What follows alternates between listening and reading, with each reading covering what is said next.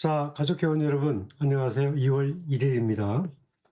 현재 시간은 이제 11시 20분이 넘어가는 시간인데, 제가 약속한 대로 가족회원님을 대상으로 한 주간 종합 브리핑을 하도록 하겠습니다.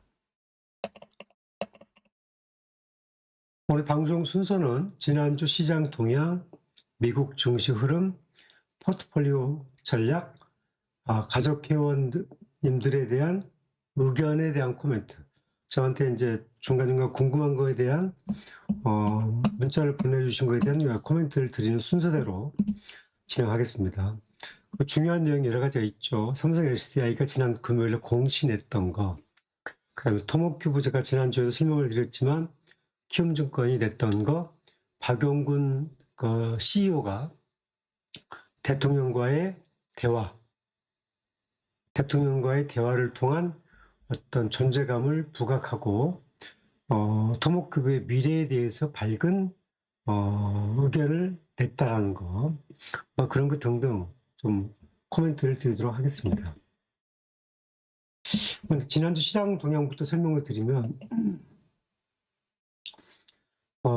지난주 그 시장 동향이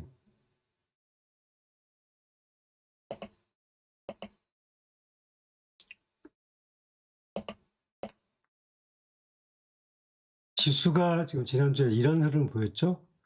5,321까지 갔다가 5,224로 마감했으니까 100포인트 정도가 살짝 했죠. 거래량은 상당히 거래량이 좀 높이 터졌어요. 그리고 지금 이게 지수를 보게 되면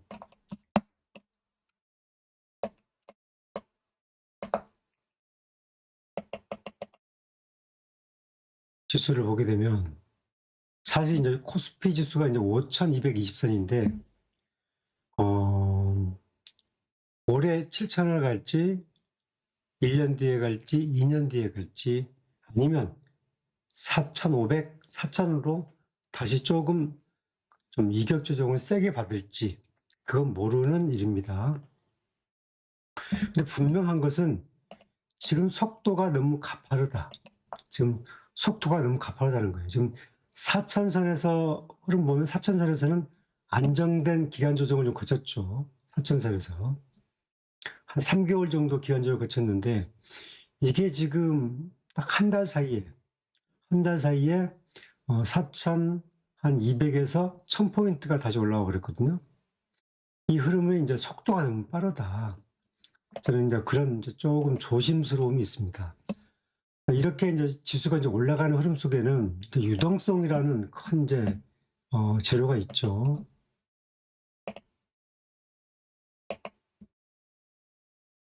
지금 이 고객 예탁금인데 1월 28일자로 보게 되면 이 고객 예탁금이 지금 103조가 됐어요. 3조가 늘어가지고 주식형 수익증권으로 이제 219조, 한 220조까지 늘어났어요. 하룻밤 사이에 4조 7천억이 들어왔고 이렇게 올라왔습니다. 자, 그런데 이제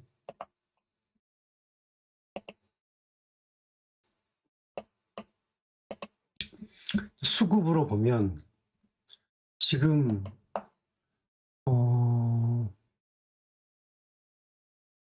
지금 지난 금요일도 외국인이 2조 1천억 팔았고 기관이 6천억 팔았죠.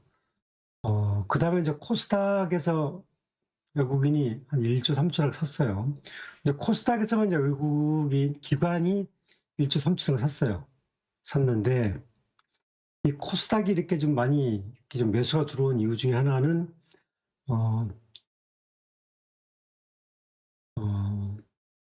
여러 가지 의견이 있지만 숏 커버링에 대한 의견이 많다. 그러니까 그동안 공매도 친 거, 프로그램 매도 친 거, 그거에 대해서 손실이 날까봐 물량을 채우는 과정에서 강력한 매수 수급이 들어왔다. 그렇게 보는 경향이 꽤나 많습니다. 자, 그러면 이제 이걸 일자별로 한번 볼게요. 일자별로.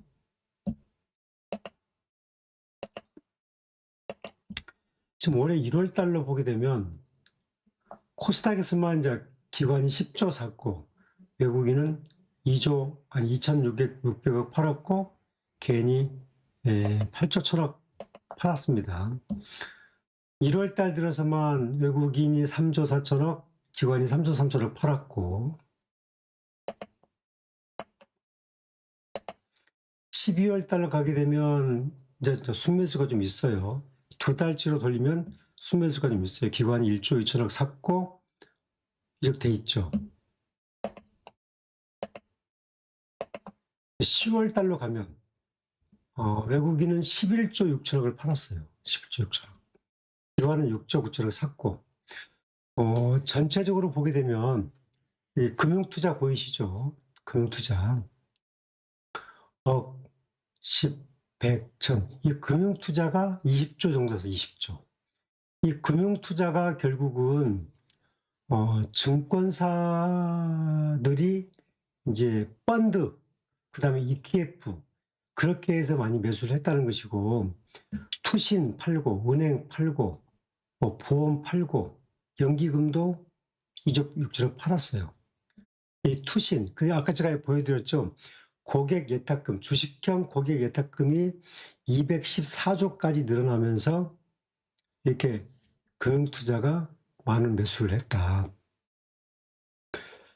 결국 시장을 이끄는 가장 큰 축이 증권사로 들어온 ETF, 펀드, 이렇게 들어온 돈이 큰 한몫을 했다. 이렇게 봐야 되는 거죠. 아직도 자금은 계속 유입되고 있고 긍정적인 요인이 분명히 있습니다.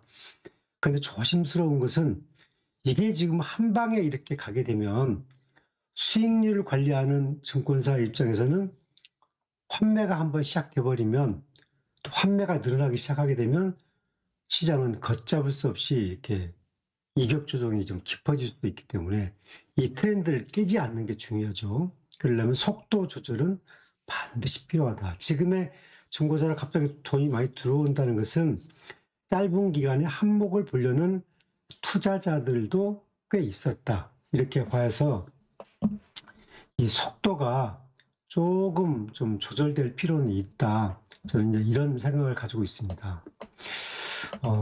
이런 게 있고요. 또 하나는 이제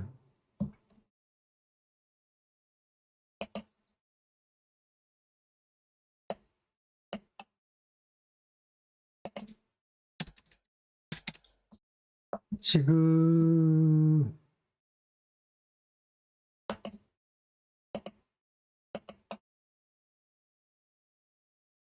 이제 외국인 특정 종목에 대한 매도 상황을 볼게요.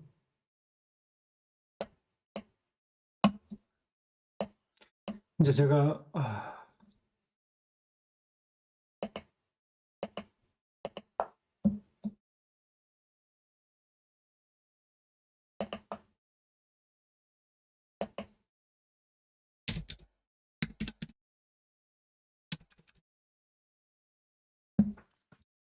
지금 이제 이것은 하이닉스의 10월부터 지금까지의 이제 이 매수 상황을 정리해 드린 거거든요.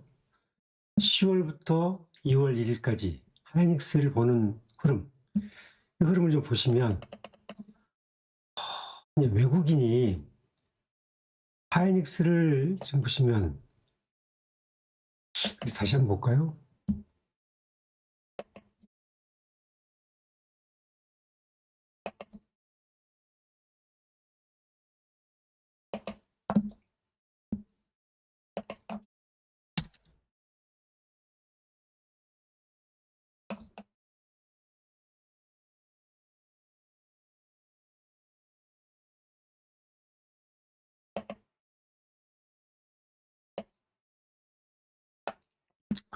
이게 이제 12월부터 2월 1일까지의 이제 그 하이닉스에 대한 매매 패턴을 보면 외국인이 149만 주 샀고 기관이 330만 주 샀고 그다음에 개인은 500만 주 팔았어요. 하이닉스를.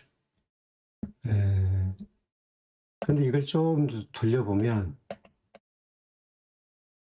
10월 달로 돌려보면 외국인이 이제 2,200만 주를 팔았잖아요. 10월 달부터 쭉 누적으로 보면 기관이 1,000만 주를 샀고 개인이 1,100만 주를 샀고, 결국 지금 이 내용을 보게 되면 외국인은 10, 11월, 12월, 1월 넉 달 동안 2,290만 주를 팔았어요.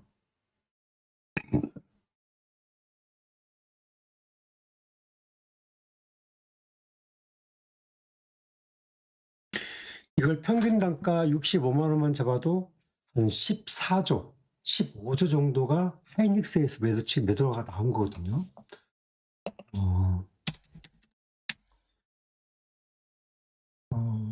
삼성전자로 보게 되면 외국인 3,200만 주를 매수했죠. 삼성전자를 10개월 동안. 자, 이렇게 지금 외국인이 하이닉스가 신고가를 내고 있지만 이렇게 차익 매도를 계속 하고 있고 돈을 챙겨가면서 뭐 일시적으로는 매수도 올 수 있고 뭐 치고받고는 하고 있지만 큰 흐름 내에서는 상당 부분 외국인 자금이 차익을 잘 실현해서 총알을 갖고 있다. 뭐 그렇게 보여집니다. 그래서 삼성전자 하이닉스가 뭐 작년에 하이닉스가 영업이익 47조, 삼성전자가 43조였어요.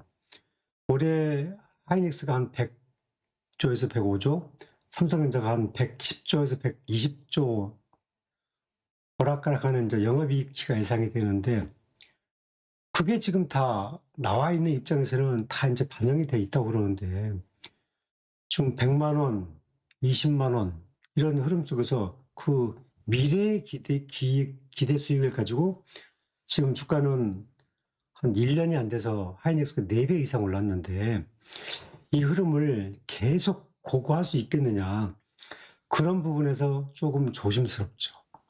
그래서 들어가도 먹을 게 별로 없고 지금은 이제 치고받는 단타의 트레이딩이 굉장히 많아지고 있는 이제 구간에 가 있다. 그래서 시장은 조금 조심스럽고 하이닉스의 삼성전자의 흐름도 조심스럽고 그렇게 되어 있고요. 최근에 이제 미국 증시 흐름이 조금 조심스럽습니다. 미국 증시 미국이 지금 상당히 뒤집어졌죠. 이게 지금 미국의 지금 다우지수인데 다우지수가 지금 지난주에도 보면 49,000 갔다가 지금 48,800으로 떨어졌는데 지금 트럼프 대통령이 새로운 연준 의장을 이제 지명을 했고 이게 지금 미국이 독재 국가냐 해가지고 지금 전국에서 들불처럼 일어났는데 사실 미국 이렇게 올라온 것도 좀 저는 모처럼 보는 일입니다.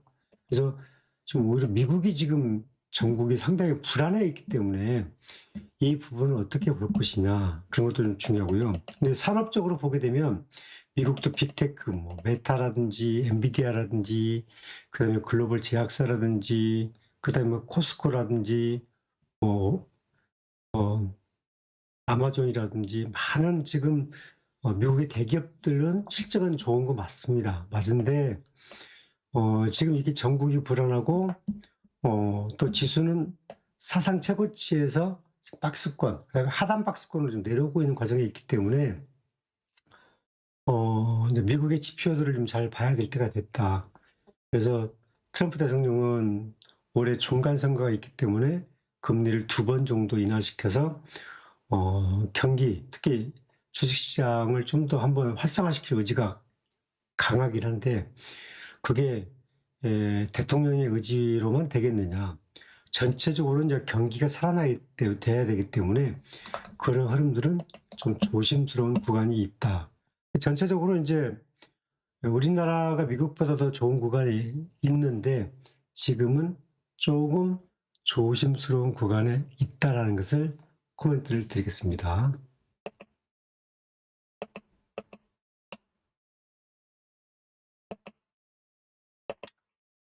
자, 그리고 이제 여기서 지난주에 이제 저희 포트폴리오에 있는 종목군들 종가 한번 쭉 설명드리면 삼성 SDI 39만 원, 토목큐브 45,700원, 포스코인트 62,400원, 현대중공업 57만 5천 원, 미래에셋증권 42만 750원, 삼성에피스 60만 6천 원 이렇게 마감이 됐죠. 제가 이제 짧게 설명을 드리는데 삼성 SDI부터 설명을 드리겠습니다. 지난 금요일 날 공시가 하나 나왔죠. 이 내용이죠. 계약을 하긴 했다. 그런데 계약 주체는 공개하지 못한다. 그리고 삼성 SDI 미국의 아메리카가 했다. 여기는 스텔란티스의 이제 합작 지분하고 한 것 같아요. 경영상 비밀 유지. 이게 2029년 말까지죠. 사실상. 이게 의미가 뭐냐? 이 내용은 이겁니다. 테슬라의 LFP ESS 공급이 거의 확실시되고, 그 공개 가격도 불문, 기간도 불문, 용량도 불문, 이렇게 비공개를 한 것은, 테슬라가 요구한 거죠. 영업비밀. 테슬라가 이제 그 ESS 부분에 대해서는 중국과의 거래를 했었는데, 또 LG와의 거래도 일부 있었죠. 근데 LG는 지금 주춤하고, 지금 삼성하고 더 훨씬 이제 모두가 가까워지고 있고, 중국 기업은 지금 빠져나가고 있잖아요. 그 영업비밀과 관련이 있는데, 매출 규모는 4조 원 정도 추산하고, 올해부터, 이게 이제 올해 계약되면, 납품할 때 돈을 받으니까 1년에 1조 정도씩 돈을 받을 것 같아요. 그래서, 이게 이제 ESS는 수주로부터 1년 단위에 이렇게 납품을 하는 거니까, 지금 아마 이 매출이 올해 12월에 잡히냐, 내년 1월에 잡히냐, 그게 관건이긴 한데, 지금 아마 올해 12월부터 아마 잡히지 않겠느냐, 아니면 늦어도 내년부터는 잡히지 않겠느냐, 좀 그렇게 추정을 합니다. 그래서, 이 내용을 보게 되면 해마다 1조 원 정도의 지금 그 매출 기대치가 좀 높아지는 거죠. 또 파급 효과가 있어요. 북미 시장에서 이 ESS에 대한 후속 수주에 대한 기대감이 이제 테슬라의 파급 효과가 있는 거죠.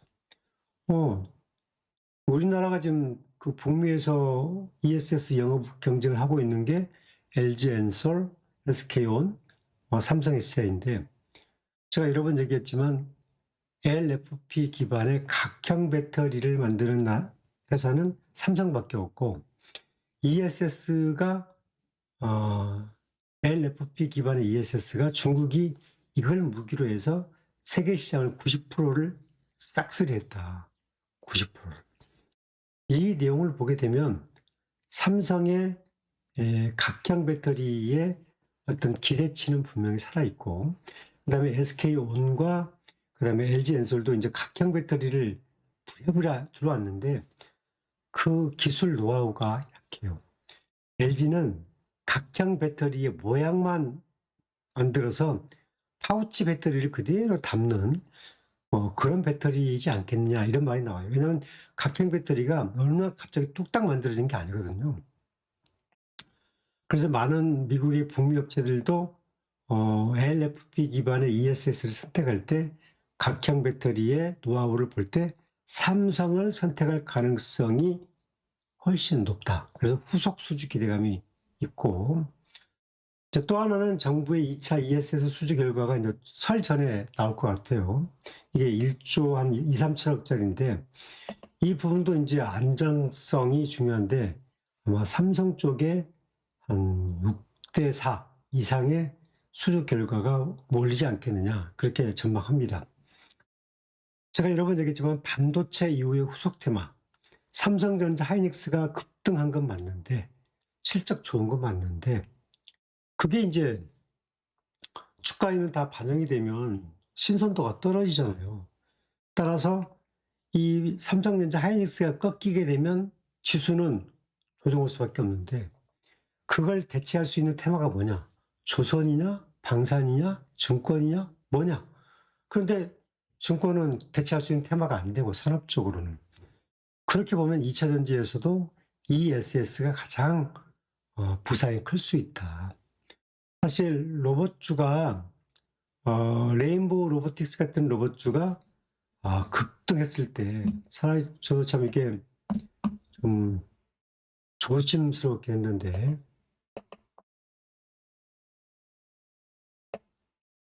제 로봇 테마를 제가 좀 유력한 로봇 테마를 모아놓은 건데, 유진, 두산, 레인보우, 로보티즈 이렇게 있잖아요. 이 레인보우 로보틱스 같은 게 이런 것들이 지금 보시면 알겠지만 불과 이제 한 달 사이에 이렇게 갑자기 이게 30만 원 이상 올라가 버렸잖아요. 35만 원. 그리고 1년 사이에 이것 또한 2.5배 올라가 버렸어요. 2.5배. 이것도 올랐는데 30만 원도 올랐는데 거기서도 2.5배가 더 올랐으니까 이 흐름이 좀 무시할 수 없는 거죠. 근데 이 로봇이라는 게 지금 레인보우 로보틱스는 이게 수익 구조를 보게 되면 이게 지금 흑자 기업은 완벽한 흑자 기업은 아니에요. 미래 성장 산업이라는 것은 알고 있지만 완벽한 흑자 기업은 아니에요. 잠깐 제가 레인보우 로보틱스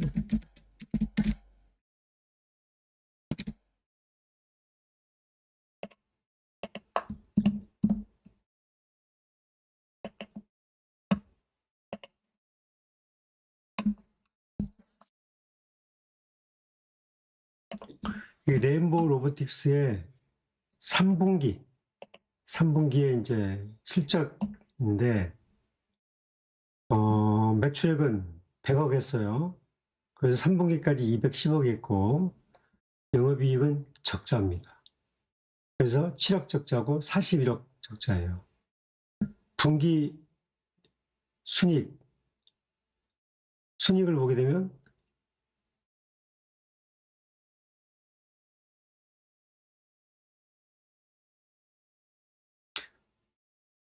한 20억 적자죠. 20억 적자. 금융수익이 있으니까 금융수익을 까고 나면 한 20억 정도 적자가 나고 있어요. 레인보우 로보틱스가. 자, 그런데도 주가가 이렇게 거의 천정부지로 지금 치솟는 이 현상은 왜 그러느냐.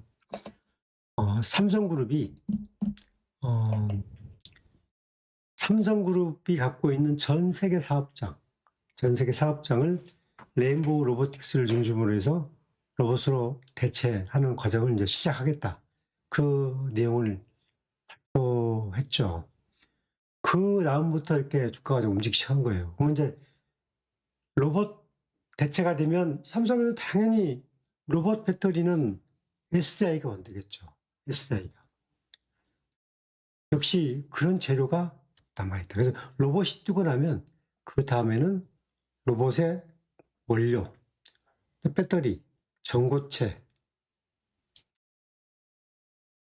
그 다음에 이제 고출력 배터리, 이제 사륙 원통형 배터리, 뭐 그런 것들을 만드는 삼성 SDI가 그 다음에 이제 후속 테마로서 가장 선도주가 될 가능성이 크다. 저는 그렇게 봅니다. 그래서 제가 가족 회원님들한테 여러 번 얘기했지만 삼성 SDI가 그 7, 8만 원 갈 때도 제가 SDI하고 LG 엔솔하고 가격이 뒤집어진다. 그렇게 될 거다. 그랬잖아요. 그걸 꿋꿋하게 믿어주신 분은 좋은 거고, 지금 삼성 SDI가 이제 주가 모형을 보시면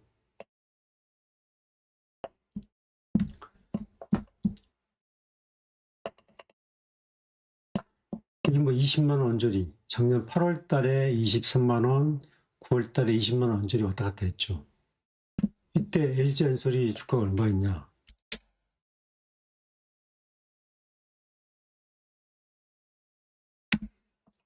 작년 8월 달에 LG 엔솔 주가는 39만 원. 더블이었어, 더블. 거의 더블. 그러니까 LG와 삼성의 주가는 배였습니다, 배. 근데 이 지금 얼마입니까? LG엔솔 주가가 종가가 지금 39만 8천 원 마감했죠. 그죠? LG엔솔 종가 39만 8천 원이에요. 삼성 주가가 39만 원이에요. 거의 같아졌잖아요. 이런 현상이 나타나잖아요. 그래서 종목의 선택과 안목이 매우 중요하다. 그 흐름을 중요한 거죠. 제가 여러분들한테 같이 설명을 드렸던 부분이고, 근데 이제 아무튼 삼성 SDI가 후속 수주 발표에 대한 기대감도 있고, 그다음에 반도체 이후 후속 테마에서 ESS 부상은 반드시 온다. 반도체 이후에 가장 선도적으로 움직일 테마가 2차전지에서 ESS다. 북미에서는 올해 상반기에는 수주가 이슈고 하반기에는 실적이 이슈예요. 그 수주 경쟁에서는 어디보다도 삼성이 선두에 있을 거다. 그렇게 저는 보고 있습니다. 또 이슈가 되는 부분은 현대 기아의 후속 신차. 제가 수도 없이 설명을 드렸으니까 GV90. 현대가 만드는 가장 비싼 차. 전기차로 나오는데 한 1억 5천에서 2억 정도. 그 다음에 기아가 만드는 가장 초소형 전기차. EV3까지 있었는데 EV2가 나와요. 그래서 여기는 두 가지 버전인데 하나는 LFP 기반의 저가형 배터리가 듣는 EV2. 하나는 삼성의 각형 3원 개 배터리가 들어가는 EV2. 두 가지 옵션이 나와요. 그러니까 삼성 배터리가 들어가는 EV2는 가격이 좀 더 비싸고 LFP 배터리가 들어가는 EV2는 좀 더 싸고. 근데 뭐 가격 차가 막 그렇게 폭증한 게 아니라 제가 보기에는 배터리 가격 한 400 전후 정도 가격 차가 있을 것 같다. 그런데 어찌됐든 간에 EV2의 두 가지 모델인데 EV2에서 LFP는 아마도 CATL 걸 쓰지 않겠느냐 그렇게 보고 각형 배터리는 삼성 거 확정적입니다. 그래서 이게 나오면 26년도에 계속 이슈가 될 거다. 또 하나는 제가 아까 얘기했던 로봇 이슈는 계속 돌아온다. 결국 전고체라는 큰 무기를 갖고 있는데 삼성이 짠하고 언제 그걸 내놓을지 모른다. 그래서 삼성이 바라보는 슈퍼사이클이 2028년도. 28년도에는 전기차에서도 중국을 따라잡는 저가형 배터리를 내놓겠다고 했으니까 기술로서 그걸 위해서 준비를 하고 있으니까 이제 그런 것들을 잘 이렇게 대응을 하는 게 중요하죠. 자, 삼성 SDI는 좀 같고요. 코멘트를 안 드렸네요. 제가 이제 1기 회원님들, 그 다음에 2기 회원님들, 이번에 이제 제가 1기 회원님들은 뭐 치근님이나 일부 회원님들은 17만 원대 매수하신 분 계세요. 17만 원대. 지금도 제가 매도하시면 안 된다고. 이 타이밍을 잡으신 거예요. 근데 주식 투자하면서 여러분들이 이 한 번 기회를 1년에 여러분 평생 주식 투자 이런 기회를 3번 잡기가 어려워요. 3번. 제가 과거에 주식 투자하면서 그 경험이 몇 번 있는데 저는 큰 거 한번 잡아봤고 정말 큰 거 한번 놓쳐봤고 그런 경험이 있습니다. 뭐 제가 그 경험 나오면 나중에 한번 설명을 드릴 거고 지금은 삼성 SDI는 슈퍼사이클로 가는 여전히 초입이다. 뭐 여기서 이제 뭐 강희맘님도 새로 한번 가입을 하셨고 또 새로 오신 이진영님이신가 새로 가입하신 회원님들 계시죠. 삼성 SDI가 지금 39만 원 언제 왔다 갔다 하죠. 일봉으로 보면 그렇죠. 근데 이 사이클을 오른 게 아닙니다. 이게 지금 설령 눌려서 37만 원 언제 이렇게 떨어져도 흔들리지 마세요. 그럼 더 사세요. 홀드. 저는 이제 이 흐름을 보게 되면 이게 최고가가 81만 원인데 결국 28년도에 슈퍼사이클이 가면서 이 최고가의 경신을 목표로 갈 거다. 저는 그렇게 봐요. 주시랑 그래. 주가 복원의 법칙이라는 게 시장에서 작동이 되는데 실적과 비전이 떨어지면 저점을 깨버리고 실적과 비전이 좋아지면 고점을 돌파하는 삼성전자, 하이닉스, 레인보우 로보틱스, 현대중공업 모든 주식들은 다 그렇게 갔습니다. 하나에어로스, 미래에셋증권, 키움증권 모든 종목은 다 그렇게 갔어요. 그럼 우리나라의 산업적 가치, 이재명 정부가 갖고 있는 자본시장 활성화 정책 그 흐름을 보고 27, 28 그 사이클을 잘 한번 보시면 내가 어떻게 마음가짐을 할 것인가 그걸 다시 한번 잘 고민하셔야 됩니다. 그래서 여러분들이 지금도 늦지 않았다. 제가 이번에 가족회원을 모집했는데 가입자보다는 탈퇴자가 더 많았어요. 저는 이번에 가입하셔가지고 3개월 29만 7천 원 가입하신 분이 그 다음날 한 이틀 되셔가지고 환불을 요청하신 분이 있어요. 근데 전 100% 환불했어요. 저 유약금 받지 않고 다 환불해줘 버립니다. 싫다고 하시면 다 환불해요. 왜냐면 그분 나름대로 생각이 있으시니까 그러겠죠. 근데 저는 이제 지금 가족 회원이 지금 한 21분 정도 계세요. 한 2분 가입하셔서 그리고 이제 탈퇴하신 분이 한 7분 정도 나가셨고 근데 저는 그렇게 여기에 대해서 이렇게 연연하지는 않습니다. 제가 기회가 되면 회원님들과 소통하고 회원님들에게 좀 좋은 코멘트를 드리고 자산 형성에 도움이 되는 그 과정이 좀 좋은 것도 있고 그래서 아무튼 너무 안타까웠어요. 투자를 저렇게 하시면 안 될 텐데 좋은 정보를 가져가게 되면 좀 길게 가지는 게 좋다. 제가 그 내용을 잠시 뒤에 설명을 드릴게요. 아무튼 이 부분을 안 갖고 계신 분들은 꼭 가져가시라. 아직도 그렇게 고가는 아니다. 갈 때는 매도는 여기 이 가격을 돌파하는 이 가격대부터 그러면 이제 지금 현재로 보게 되면 48만 원 언저리가 나오죠. 이게 올해 돌파할지 내년에 돌파할지는 몰라요. 저는 올해 좀 돌파할 수 있을 거라고 보는데 좀 목표치를 높였어요, 제가. 그래서 한번 테마와 이슈가 이제 반도체 다음으로 오게 되면 빨라질 수도 있다. 그래서 여전히 기회가 있다. 그렇게 봐야 되는 겁니다. 자, 그 다음에 이제 토목큐브. 올해 매출액은 이제 키움증권이 104억 정도로 추정을 했습니다. 그 키움증권이 올해 흑자 전환 목표가 186억 전후 나와서 한 5억 내외 흑자를 낼 거다. 이렇게 얘기했잖아요. 까봐야 알겠지만 이 104억을 추정을 했어요. 3분기까지 매출 기준을 딱 봤을 때 지금 이제 26년도에 나와 있는 재료는 콜라토모 X1 맥스 최고 그 하이클래스의 오가노이드 세포 검사 장비가 나오고 산부인과 진단 검사 장비가 있고 그 다음에 반도체 산업용 계측 사업이 있고 여러 가지가 있죠. 빅파마와의 또 신약 관련 또 시험도 하고 있고 지금 깔아놓은 게 많아요. 제가 회원님들께 그 박용근 회장이 30일 날 이재명 대통령과의 이제 이 R&D 예산에 대한 내용을 가지고 토크를 한 거 보셨죠? 중요한 거,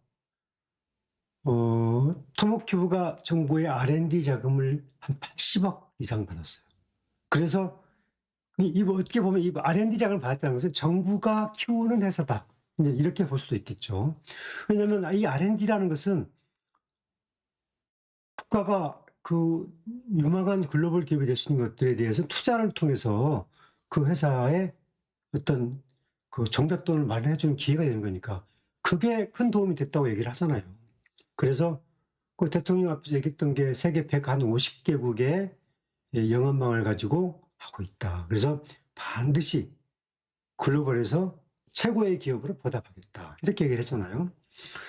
우리가 이제 실적으로는 나와 있는 과정이지만 분명하게 자신감이 있음을 확인을 했고 여기 있는 제품들에 대해서 가고 있는 길이다.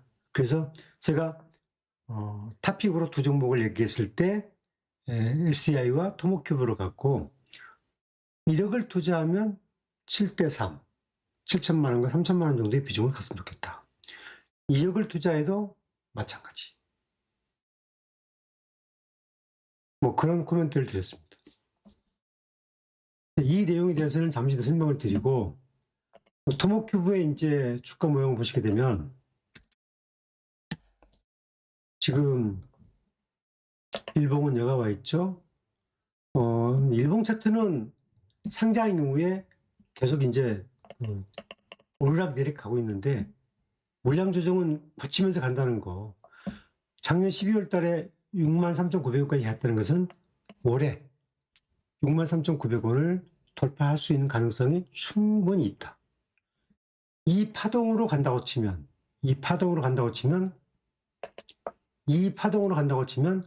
올해 토모큐브의 파동은 7만 한 3, 4천 원 정도가 파동이 나오는 거죠. 이 파동으로. 아시겠죠? 월봉으로 가게 되면 월봉은 꾸준한 매물 받고 우상향. 자, 근데 이제 토모큐브가 지금 나와 있는 내용은 벤처 캐피탈 물량이 아직도 165만 주 정도가 남아있다. 165만 주 정도가 이게 수급에서 이 종목이 이 물량이 나올 수 있다. 근데 올해 아마 주가가 움직이고 그럴 때는 이 벤처 캐피탈 물량이 언젠가는 나오겠죠. 그 부분만 우리가 유의하면 된다. 근데 지금 팔 거 아니고 저는 거듭 얘기했지만 이 주식을 좀 롱텀으로 이 회사의 슈퍼사이클도 27년도 이후에요. 올해는 180억 내고 내년에는 매출액이 한 450억 내예요. 28년도에는 매출액이 1,000억 내외로 잡혀 있어요. 1,000억 정도로 간다고 치면 주가는 실현이 된다면 주가는 저는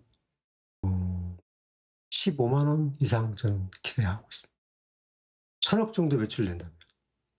그것은 이제 제 생각이 있는데 왜 그런지는 잠시 뒤에 설명을 드리고, 그래서 그 코멘트를 가져갔으면 좋겠다. 자, 그 다음에 이제 단호 아빠님이 저한테 이제 물어봤던 거, LG화학이 어떻게 해야 되느냐, 어떻게 봐야 되느냐. 자, 이 부분은 LG화학이 3분기 실적입니다. 3분기 실적을 보게 되면은 3분기까지 매출액이 34조 7천억, 영업이익이 3분기까지 1조 5,900억이었어요. 그 다음에 순이익이 5,950억이었어요. 그러니까 이걸 보게 되면 지금 LG화학이 지금 여기 보면 내용을 보시게 되면 금융 수익이 있고 금융 비용이 있고 여러 가지 또 기타 영업 비용 등등 있잖아요. 이 금융 비용 보세요. 100, 1,000억, 10, 100, 1,000, 2조. 금융 비용이 지금 그 3분기에 지금 2조. 이 각주는 내가 못 봤는데 지금 금융 비용이 꽤나 지금 LG화학이 많이 들어가고 있어요. 이 LG화학이 어느 회사냐? LG에너지솔루션의 지배주주예요. 그래서 얼마 전에 LG화학이 LG에너지솔루션의 그 지분을 매각해서 캐시를 좀 확보를 했죠. 결국 LG화학이 앞으로 LG에너지솔루션의 지분을 더 매각할 가능성이 높다. 왜냐하면 지금 자금 회수를 해야 되는데 이 금융비용이 높다라고 하는 부분들은 훨씬 더 많은 현금이 좀 필요하다 그런 거죠. 이 LG화학은 종합이에요. 생명과학도 있고 2차전지도 있고 한 3개, 4개 정도의 업종이 결합되어 있습니다. 어떻게 보게 되면 SK이노베이션과 비슷한 그 구조를 가지고 있어요. 그래서 이제 3분기까지의 순이익이 한 5,900억이었는데 지난주에 이 결산을 나왔는데 토탈 매출이 45조 9천억을 했고 영업이익이 1조 1,800억. 4분기에 적자가 났어. 4분기에는 4,100억 정도. 영업이익이 1조 1,800억. 까고 보니까 1조 5,900억에서 까고 나니까 1조 1,800억 그랬어. 그런데 떨고 놓게 해보고 보니까 당기 순이익은 적자가 선언했어요. 1조 5,700억 적자가 선언됐어요. 그래서 LG화학이 지금 현 주소가 이렇게 되어 있다. 그래서 상당 부분 뭔가 지금 제가 이제 디테일 얘기를 안 봤는데 나타난 지표를 보게 되면 LG화학이 조금 안 좋은 모양새에 있다. 이렇게 보여집니다. 주가를 한번 볼게요. 지금 LG화학 주가가 지금 계속 떨어졌잖아요. 3분기까지는 주가가 좋았어요. 흑자도 나고 그랬다가 3분기까지 나왔는데 3분기 이후부터 주가가 좀 떨어져 버렸잖아요. 흑자 구조가 좀 유지가 되다가 3분기, 4분기에 안 좋으니까 주가가 출렁해 버렸거든요. 출렁. 이게 이런 구조거든요. 지금 지난 금요일 주가에 빠져본 이유 중에는 공시 나온 이유에 빠져버린 거예요. 그래서 좀 아쉽지만 이 LG화학이 그런 부분이 있다. 저는 그렇게 봅니다. 그래서 LG화학은 이 사업 구조를 보게 되면 시간은 좀 많이 걸릴 것 같다. 회사는 역량은 있는 회사인데 기회 비용을 많이 좀 놓칠 수 있을 것 같다. 좀 아쉽다. 이렇게 적자가 나면 배당 가치도 좀 많이 줄어들 수 있고 이렇게 되면 이제 모양이 만들어질 때까지 어려움을 겪을 수가 있겠죠. 아무튼 참고하시고요. 자, 그 다음에 현대중공업. 저희 포트에 현대중공업이 있어요. 57만 5천 원인데 현대중공업은 결산 실적을 냈는데 얼마 냈냐. 매출액이 그 작년도 이제 딱 가 결산 냈는데 17조 5,800억을 냈어요. 그래서 영업이익이 2조 냈어요. 2조. 여기 보시면 1,000만, 10, 100, 1,000억, 10, 100, 1,000, 2조. 작년에 2조의 영업이익을 냈어요. 순이익이 1조 4,100억을 냈어요. 그러면 24년도 얼마였냐? 24년도 영업이익이 7천억, 당기순이익이 6천억이었어요. 188% 늘었고 127% 늘었어요. 제가 얘기했잖아요. 현대미포조선과 현대중공업이 결합될 때 그 폭증할 것이다. 그리고 현대중공업은 방산도 들어가 있다. 방산, 잠수함. 그래서 이 부분이 현대중공업이 앞으로 지금 또 주가는 또 이렇게 또 출렁했잖아요. 주가는 현대중공업 주가가 또 57만 5천 원 눌렸죠. 근데 다시 기회가 왔다고 저는 봅니다. 현대중공업은 다시 이 전고점을 또 돌파할 갈 겁니다. 57만 5천 원. 결국 현대중공업이 발행 숫자를 보게 되면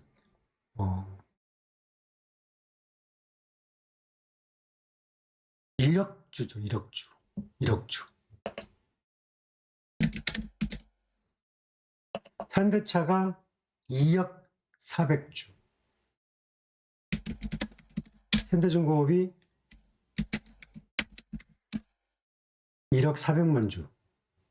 이 합병돼서 현대미포조선을 합병을 해가지고 그래서 이게 지금 2조 원대의 이제 영업이익을 냈고 순이익이 1조 4천을 냈다고 하면은 앞으로 이제 배당이라든지 그다음에 앞으로 이 현대중공업이 갖고 있는 미국과 글로벌에서 방산에 대한 역량까지 합치게 되면 저는 이 부분이 계속 올라갈 거다. 그래서 제가 얘기한 거예요.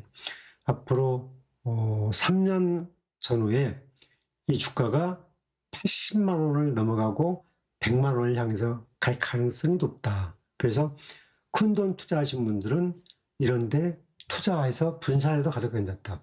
10억 투자하신 분이 한 2억 정도 대량 사놔도 아무 문제 없는 주식이죠. 이렇게 조정 거칠 때 들어가는 게 가장 좋죠. 65만 원대 가는 것보다는 지금 가는 게 좋죠. 그런 차원에서 코멘트를 드린 겁니다. 다음은 이제 포스코홀딩스. 저희 회원님들이 이제 제가 언급하지 않은 포트폴리오 내에서 포스코홀딩스라는 회사가 있어요. 갖고 계신 분도 있어요. 포스코홀딩스가 있고 거기에 있는 자회사 포스코 인터내셔널이 있습니다. 자, 포스코 홀딩스가 결과적으로 보면 요즘 안 좋아요. 포스코 인터내셔널은 좋아요. 그런데 여기 보시면 포스코 홀딩스가 작년에 매출액이 69조였어요. 그 전년도 24년도에 72조 6천억 했어요. 영업이익은 얼마였냐? 1조 8,200억 했어요. 그 다음에 즉 그 앞전 연도는 2억 1,700억 영업이익 올렸어요. 순이익 얼마냐? 그러니까 영업이익은 1조 8천억 냈는데 뭐 이것 빼고 저것 빼고 뭐 비용 빼고 해서 순이익을 했더니 한 5천억 정도의 순이익을 냈어요. 근데 그 전년도에는 9,400억의 순이익을 냈어요. 자, 근데 이거 내용 이해가 되시죠? 그러면 여기서 이제 포스코 홀딩스는 지주회사입니다. 지주회사이기 때문에 포스코 퓨처엄, 포스코 인터내셔널, 포스코 DX, 포스코에 있는 상장된 많은 회사들에서 지분만큼의 매출, 영업이익을 가져가는 거예요. 자, 그러면 영업이익이 1조 8천 2천억인데 이 포스코 인터내셔널 보세요. 포스코 인터내셔널이 작년에 32조의 매출이었어요. 그죠? 24년도도 32조, 작년에도 32조 비슷했죠. 영업이익은 작년도에 1조 1,600억을 했어요. 그러면 그 앞에는 1조 1,100억을 했어요. 영업이익은 한 500억 정도 늘었죠. 순이익은 1,300억이 늘었어요. 그 전에 순이익이 5천억이었어요. 포스코 인터내셔널은 좋아지는데 포스코 홀딩스는 그렇게 이전보다 포스코 홀딩스가 배당 금액이 15,000원 주고 2만 원 주고 그랬어요. 만 원도 주고. 근데 왜 이렇게 됐을까요? 포스코 홀딩스의 이 매출과 영업이익에 포스코 인터내셔널이 상당 부분 기여를 했어요. 어떤 점을 봐야 되냐면은 포스코 인터내셔널의 포스코 홀딩스의 지분이 74.5 정도 될걸요. 그러면 여기 있는 영업이익 가져가고 순이익 가져가서 메꿨는데 이거밖에 안 나왔어. 그러면 상당 부분 포스코 인터내셔널이 포스코 홀딩스를 떠받쳤다. 하지만 포스코 인터내셔널은 이제 회사는 다른 거니까, 지주회사니까. 그래서 지주회사는 배당 가치가 떨어지면 투자 매력들은 뚝 떨어집니다. 아까 제가 LG화학도 얘기했어요. 지주회사는 배당 가치가 떨어지면 뚝 떨어집니다. 그것 때문에 포스코 홀딩스의 투자 가치가 별 매력이 없다. 지금은 그렇게 보는 거예요. 그래서 여러분들 투자할 때 그것보다는 포스코 인터내셔널이 훨씬 선택한다면 더 낫다. 저는 그렇게 보는 거고. 자, 이제 막바지로 가고 있는데 제가 지난번에 시어스 테크놀로지를 회사를 얘기했죠. 한번 찾고 얘기하는데 시어스 테크놀로지가 참 이게 저도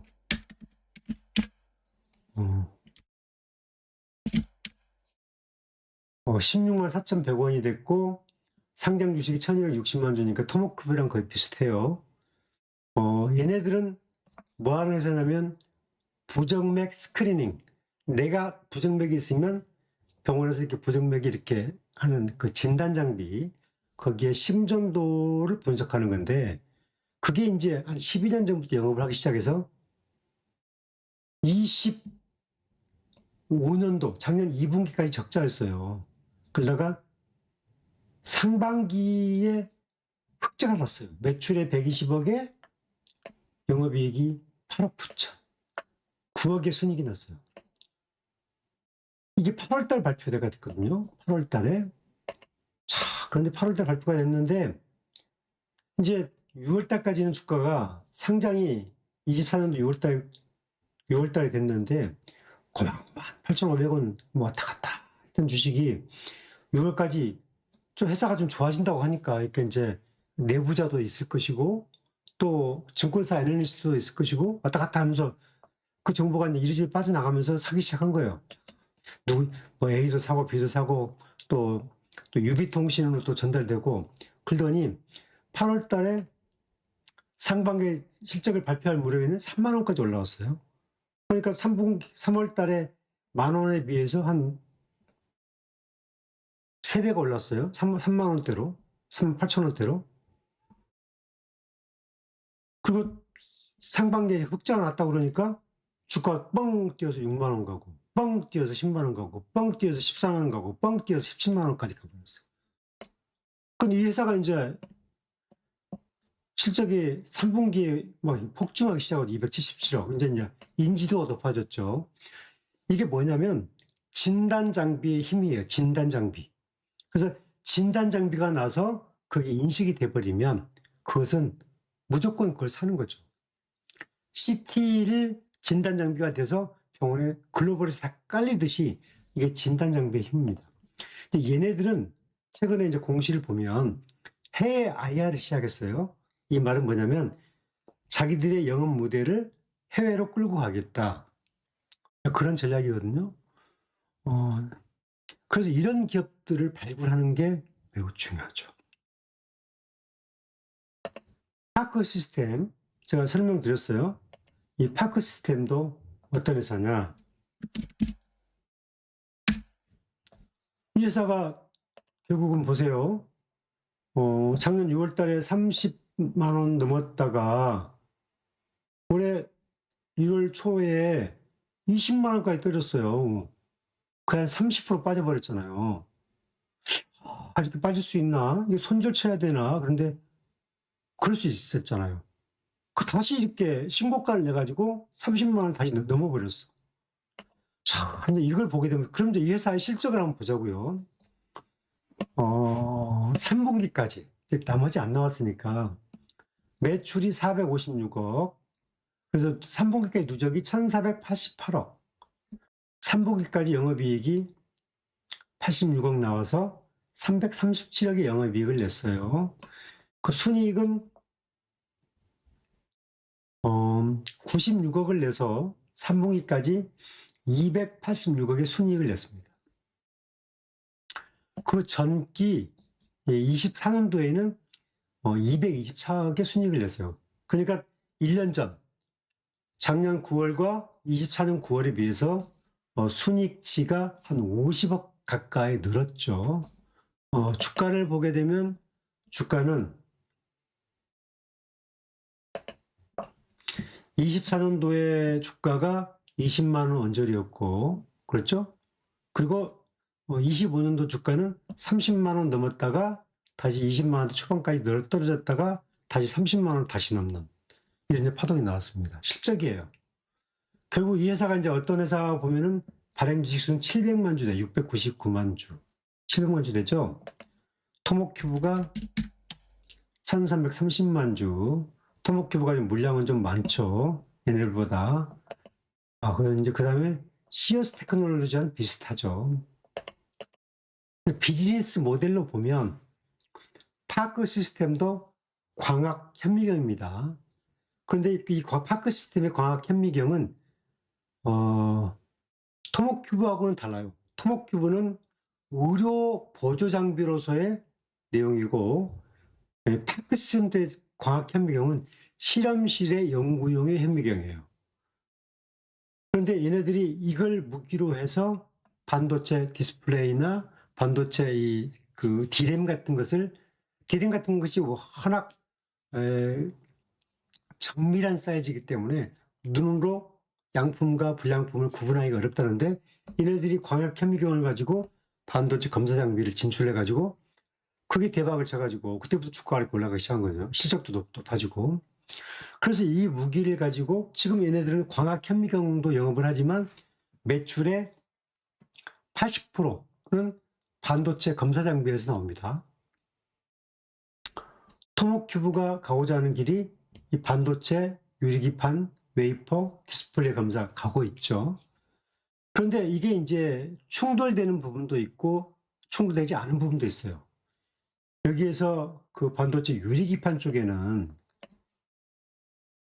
파크 시스템즈는 이걸 할 수가 없어요. 그런데 이걸 그 토목큐브의 홀로토모그래피는 빛을 투시를 해서 보기 때문에 그걸 볼 수가 있다는 거죠. 유일한 검사 장비가 토목큐브의 이 장비로 활용을 해서 만든 게 이거래요. 이 내용이 이제 올해 4분기부터 이제 제품화되어서 나온다는 거니까 아무튼 이 부분까지는 이제 뭐 올해 내년에 열리겠죠. 그런 부분이 있고 또 하나는 그 산부인과 검사 장비. 얘네들은 지금은 오가노이드라는 그 신약을 만드는 모든 셀파마나 병원이나 또는 암 수술하고 있는 병원에서 세포 검사를 해야 되는데 여기에 암이 있냐 없냐를 봐야 되는데 살아있는 세포를 봐야 되니까 그동안에는 세포 검사를 하면 염색을 칠해서 그 죽은 세포를 가지고 봐야 되는데 살아있는 세포를 딱 대도 세포가 문제가 있는지 없는지를 알 수가 있다는 거예요. 기술은 획기적이고 그걸 만들어냈고 그래서 이 부분들은 이제 이게 열리고 있는 과정이다. 그래서 이 흐름을 잘 좀 보고 가야 된다. 근데 저희가 이제 신뢰도죠, 신뢰도. 제가 이러면서 찰리 먼거, 이 사람 누구냐면, 버크스 해서웨이의 이제 그 워렌 버핏하고 같이 해서웨이에 같이 근무했어요. 해서웨이 창업자는 워렌 버핏이고, 찰리 먼거는 부회장이었어요. 24년도에 태어나서 23년도에 거의 99세, 거의 100세에 들어가셨어요. 해서웨이가 올해 97세 됐죠. 그러니까 해서웨이보다 나이가 한 5살, 10살 더 많으신 분이었어요. 근데 이 사람이 그 해서웨이 부회장으로 있으면서 워렌 버핏과 같이 이제 회장, 부회장 역할을 했는데 이 사람은 투자자로서도 굉장히 명망이 있어요. 거의 버핏과 같은 투자를 했어요. 근데 이 사람이 이런 말을 했어요. 대중을 따라 하겠다는 것은 평균보다 후퇴하는 것이다. 장기적으로 뛰어난 성적을 거두려면 단기 나쁜 성적을 이겨내야 된다. 또 하나는 투자라는 것은 몇 군데 훌륭한 회사를 찾아내어서 엉덩이를 좀 붙이고 눌러앉는 것이다. 그러니까 내 종목 안 올라. 회사는 좋은 것 같아. 안 올라. 더 좋은 걸 찾아서 빙빙빙 돌다 보면 여러분 경력을 자꾸 옮기다 보면 경력이 쌓인 것도 있지만 과장이 옮기다 보면 거기에서 부장 달고 이사 되고 올라가는 게 아니라 계속 과장으로 옮겨갈 수밖에 없잖아요. 그런 것처럼 옮겨가니다 보면 안 좋은 결과를 낼 수밖에 없다. 주식시장은 인내심이 좌우한다. 돈은 성격이 급한 사람의 주머니에서 나와서 진득한 사람의 주머니로 들어가는 것이다. 뭔가를 계속 해야 된다고 생각하지 마라. 이런 얘기를 했어요. 사람은 태어나면 죽는 거죠, 언젠가는. 이런 사람들의 투자의 교훈. 버핏이 65세에 자기 재산의 90%를 벌었다는 것은 제가 한번 생각해 봐야 돼요. 인생은 길고, 그리고 여러분들이 건강을 잘 지키고, 이런 원칙을 잘 지키다 보면 반드시 기회가 온다. 그래서 여러분이 갖고 있는 종목, 토목큐브, SCI에서 그런 기회가 올 수가 있고, 제가, 저는 이제 코멘트를 드린 거예요. 또 하나는 이제, 아까 제가 포스코 인터내셔널도 얘기했잖아요. 포스코 인터내셔널 다음 기회에 한번 제가 설명을 드리도록 하겠습니다. 하다 보니 방송 말이 좀 길어졌어요. 거의 1시간 가까이 됐는데, 주말이니까 좀 공부한다 생각하고, 마음을 다잡는다 생각하고, 꼭 참고하시기 바랍니다. 자, 아무튼, 앞으로 시장이 조금 저는 좀 불안 요인이 좀 높아지고 있다는 것은 제가 설명을 드렸어요. 미국이 국가가 불안하고 전 국민이 다 거리로 뛰쳐나오고 상당히 어려운 국면에 있다. 그래서 시장은 좀 이격주 정도 올 수 있기 때문에 하지만 우리나라 시장이 굉장히 좋아진다. 앞으로 제가 여러분과 함께 할 것이고 계속 코멘트를 드릴 거니까 뭐 여러분들 좀 잘 또 시장을 대응하도록 하겠습니다. 감사합니다.